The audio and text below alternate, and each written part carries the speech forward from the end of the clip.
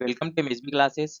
आज हमारा रेलवे के previous year GK and science के क्वेश्चन का लेक्चर नंबर 19, जिसमें हम पढ़ेंगे रेलवे में आए हुए पुराने जीके और जीएस के क्वेश्चंस। फर्स्ट क्वेश्चन है, घरेलू वायरिंग में परिपथ कैसे जुड़े होते हैं। तो जो हमारी घरेलू वायरिंग होती है, ठीक है, जो हमारे घर में इलेक्ट्रिकल वायरिंग होती है, उसमें जो परिपथ होते हैं वो सारे इक्विपमेंट के हमारे समांतर क्रम में जुड़े होते हैं। समांतर क्रम में, ये समांतर क्रम में जुड़े होने के कुछ फायदे होते हैं कि हम सारे इक्विपमेंट को अलग अलग ऑपरेट कर सकते हैं, अलग अलग ऑपरेट कर सकते हैं। मतलब जब चाहे जब किसी को बंद कर सकते हैं, जब चाहे जब किसी को चालू कर सकते हैं, ठीक है। यदि कोई एक इक्विपमेंट खराब हो जाता है हमारा, ठीक है, एक यदि खराब हो गया तो हमारे बाकी काम करते रहेंगे, बाकी काम करते रहते हैं, ठीक है। इसलिए हम क्या करते हैं कि हमारे सारे इक्विपमेंट कैसे जुड़े होते हैं, समांतर क्रम में। सीरीज क्रम में यदि जोड़ा हमने किसी इक्विपमेंट को, यदि ये सीरीज क्रम में जुड़े होते हैं, ठीक है, तो इसमें से यदि एक भी खराब होता है तो हमारे सारा इक्विपमेंट कैसे हो जाते हैं, बंद हो जाते हैं। तो हमारे जो घरेलू परिपथ होता है उसमें सारे इक्विपमेंट हमारे समांतर क्रम में जुड़े हुए होते हैं। नेक्स्ट क्वेश्चन हमारा, निम्नलिखित में से किस शहर में भारत का पहला एनबीए बास्केटबॉल स्कूल शुरू हुआ था। तो जो एनबीए है, एनबीए, इसका फुल फॉर्म होता है नेशनल बास्केटबॉल एसोसिएशन, ठीक है, एसोसिएशन। जो नेशनल बास्केटबॉल एसोसिएशन का जो पहला स्कूल था भारत में, वो मुंबई में खुला था, और ये मुंबई में 2017 में लॉन्च हुआ था।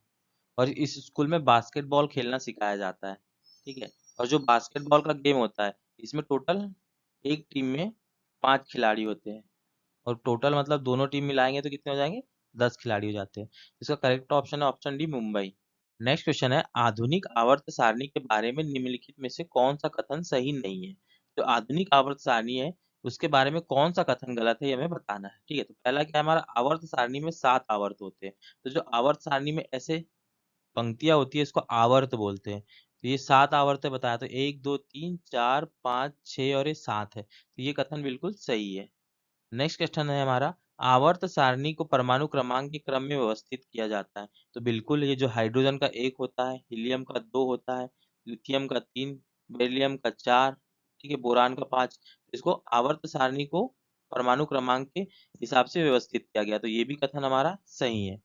सी है हमारा, आवर्त एक में केवल एक तत्व है। जो पहला आवर्त है इसको बोलेंगे हम पहला आवर्त। तो इसमें एक तत्व है बोल रहा, लेकिन इसमें क्या है, एक हाइड्रोजन है और एक हीलियम है।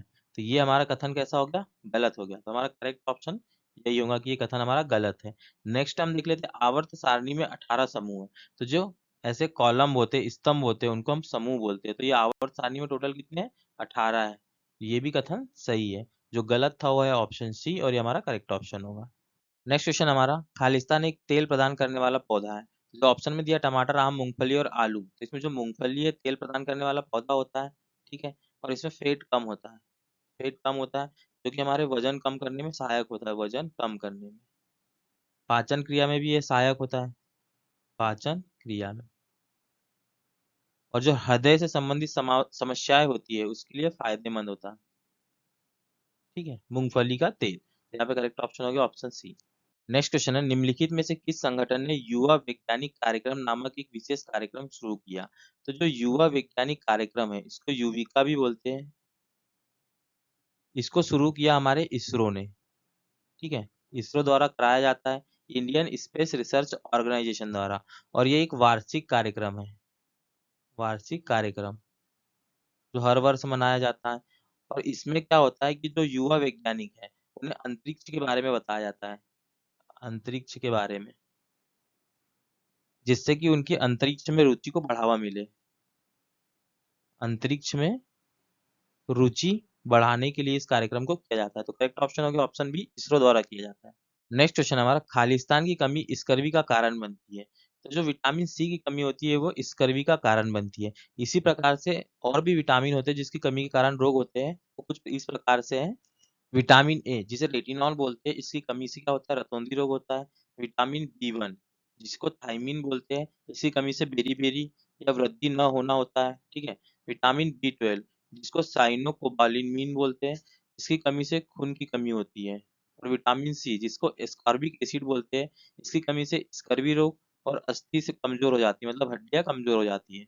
विटामिन डी इसको कैल्सीफेरॉल बोलते हैं। इसकी कमी से रिकेट्स होता है, या दांत की कमी होती है, या दांतों से संबंधित रोग होते हैं। ठीक है।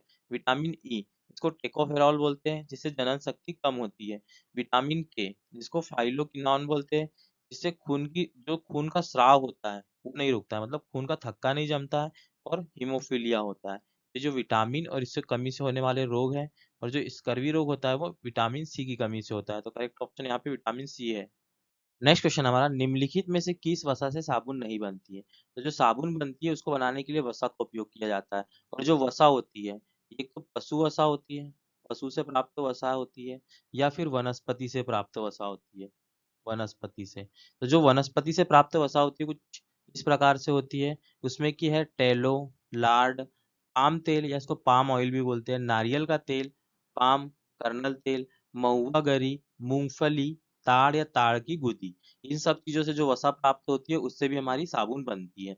लेकिन जो साबुन होती है वो ब्यूटिक अम्ल से नहीं बनती है, क्योंकि जो साबुन है वो फैटी एसिडों से बनती है। फैटी एसिड से बनती है। और जो ब्यूटिक अम्ल होता है फैटी एसिड नहीं होता है। फैटी एसिड के सोडियम और पोटेशियम लवण से हम साबुन बनाते हैं। ठीक। लेकिन जो ऑप्शन में अदर है, ऑयलिक अम्ल है, इससे भी साबुन बनती है, स्टेरिक अम्ल से भी साबुन बनती है, और पॉमेटिक अम्ल से भी साबुन बनती है, लेकिन ब्यूटिक अम्ल से साबुन नहीं बनती है। तो करेक्ट ऑप्शन हो गया ऑप्शन बी। नेक्स्ट क्वेश्चन है, स्क्रू, बॉल बेयरिंग और जूते के तले में घर्षण का क्या प्रभाव पड़ता है? जो हमारी बॉल बेयरिंग होती है कुछ इस टाइप से होती है। ठीक है। उसके अंदर छोटे छोटे यहाँ पे स्टील के बॉल होते हैं, जो कि फ्रिक्शन को कम करने के लिए लगाए जाते हैं। और जो हमारे जूते होते हैं हम चलने के लिए उपयोग करते हैं। तो जो घर्षण के कारण क्या होता है कि हमारे जूते हो या बॉल बेयरिंग हो, कैसी हो जाती है, घिस जाती है, घिस जाती है। ठीक है। तो ये बॉल बियरिंग ना घिसे इसलिए इसमें हम क्या लगाते हैं, इसमें लगाते हैं हम ग्रीस। लेकिन फ्रिक्शन तो भी थोड़ा बहुत होता है जिससे कि ये घिसती है। तो इन पर घर्षण का कोई प्रभाव नहीं पड़ता, तो ये तो गलत है, क्योंकि घर्षण से घिसती है, घर्षण इन सामग्रियों को घिसता है। ये बिल्कुल सही ऑप्शन है कि घर्षण इन सामग्री को घिसता है। ठीक है। नेक्स्ट क्वेश्चन हमारा, प्रकाश संश्लेषण की प्रक्रिया में मदद करने के लिए हरी पत्तियों में कौन सा पदार्थ मौजूद होता है? तो जो प्रकाश संश्लेषण की प्रक्रिया होती है उसमें मदद करने के लिए हरी पत्तियों में क्लोरोफिल होता है। और जो क्लोरोफिल होता है वो प्रोटीन युक्त जटिल रासायनिक यौगिक होता है। जटिल रासायनिक यौगिक, रासायनिक यौगिक होता है। ठीक है। और ये प्रकाश संश्लेषण की क्रिया में मदद करता है। प्रकाश संश्लेषण। और ये मुख्य रूप से क्या, पौधों की हरी पत्तियों में, पौधों में और शैवाल में पाया जाता है। ठीक है। और ये पौधों को और शैवाल को सनलाइट, मतलब सूर्य के प्रकाश की उपस्थिति में भोजन बनाने में मदद करता है, भोजन बनाने में। ठीक है। और ये जो पौधों की पत्तियों में, जो हमारी पौधों की कोशिकाएं होती है, कोशिकाएं, उसमें जो क्लोरोप्लास्ट होता है वहां पर ये मुख्य रूप से पाया जाता है। और इसकी संरचना हीमोग्लोबिन की जैसे होती है, हीमोग्लोबिन की जैसी होती है। ठीक है। तो जो करेक्ट ऑप्शन है option B, chlorophyll. Next question है, क्षार का रंग कैसा होता है? तो जो हमारा क्षार होता है वो होता है रंगहीन, मतलब क्षार का कोई रंग नहीं होता है। लेकिन क्षार का पता लगाने के लिए हम कुछ संकेतों का प्रयोग करते हैं, संकेतों का प्रयोग करते हैं। जैसे कि क्षार जो होता है, जो लाल लिटमस को नीला कर देता है। इस संकेत से हमें पता चल जाता है कि ये क्षार है। ठीक है। इसके अलावा क्षार में जो फिनोलेप्थिलीन मिलाते हैं, ठीक है, फिनोलेप्थिलीन मिलाते हैं तो इसका कलर कैसा कर देता है, गुलाबी कर देता है। तो इससे भी हमें पता चल जाता है कि क्षार है। इसके अलावा इसमें मिथाइल ऑरेंज मिला है, मिथाइल ऑरेंज क्षार में, तो इसके रंग को ये पीला कर देता है। तो इससे भी हमें पता चल जाता है कि ये क्षार है। तो यहाँ पे जो हमारा करेक्ट ऑप्शन है ऑप्शन डी। यदि क्षार में हम क्या फिनोलेप्थिलीन मिलाए तो इसका एक रंग गुलाबी कर देता है, और मिथाइल ऑरेंज मिलाए तो इसके रंग को ये पीला कर देता है। नेक्स्ट क्वेश्चन है, एंटीबायोटिक क्या है? तो एंटीबायोटिक जो बैक्टीरिया से होने वाले संक्रमण है उसको रोकने के लिए दवाई होती है, बैक्टीरिया से। ठीक है। जो संक्रमण होते हैं उससे रोकने के लिए दवाई होती है। यह बैक्टीरिया को मारती है या उससे फैलने से रोकती है। और इसका उपयोग लोगों को बैक्टीरिया के संक्रमण से बचाने के लिए, जानवरों को और फसलों को उपयोग किया जाता है, और इसको फफूंद और फफूंद जैसे जीवों से तैयार की गई दवाई है। ठीक है, मतलब फफूंद और जो फफूंद जैसे जीव होते हैं उनसे इसको तैयार किया जाता है। नेक्स्ट क्वेश्चन है, 1928 में एलेक्जेंडर फ्लेमिंग ने किस एंटीबायोटिक की खोज की थी? तो जो 1928 में एलेक्जेंडर ने पेनिसिलिन नामक एंटीबायोटिक की खोज की थी, और ये पहला एंटीबायोटिक है क्या, पेनिसिलिन, पेनिसिलिन। और इसके खोज के लिए इन्हें 1945 में मेडिसिन के क्षेत्र में मेडिसिन के क्षेत्र में नोबेल पुरस्कार भी मिला था, नोबेल पुरस्कार। और हमने अभी देखा कि जो एंटीबायोटिक होते हैं वो बैक्टीरिया से होने वाले संक्रमणों को रोकने के लिए दवाई होती है। तो जो करेक्ट ऑप्शन है यहाँ ऑप्शन ए। नेक्स्ट क्वेश्चन है, नीलगिरी पहाड़ियों को किस नाम से जाना जाता है? तो जो हमारे दक्षिण भारत में स्थित है नीलगिरी पहाड़ियाँ, ठीक है, इन्हें नाम से जाना जाता है, तो इन्हें नीला पर्वत नाम से जाना जाता है, नीला पर्वत। और एक और नाम से इसे जाना जाता है द क्वीन ऑफ हिल्स। ठीक है, तो यहाँ पे करेक्ट ऑप्शन हो जाएगा ऑप्शन बी, नीला पर्वत। नेक्स्ट क्वेश्चन है, निम्नलिखित में से कौन सा प्रदूषण प्रकाश रासायनिक स्मॉग का एक प्रमुख कारक है? ठीक है, तो जो प्रकाश रासायनिक स्मॉग होता है, ये क्या होता है कि मानव द्वारा जो प्रदूषण होता है उसमें जो हाइड्रोकार्बन हाइड्रोकार्बन और नाइट्रोजन के ऑक्साइड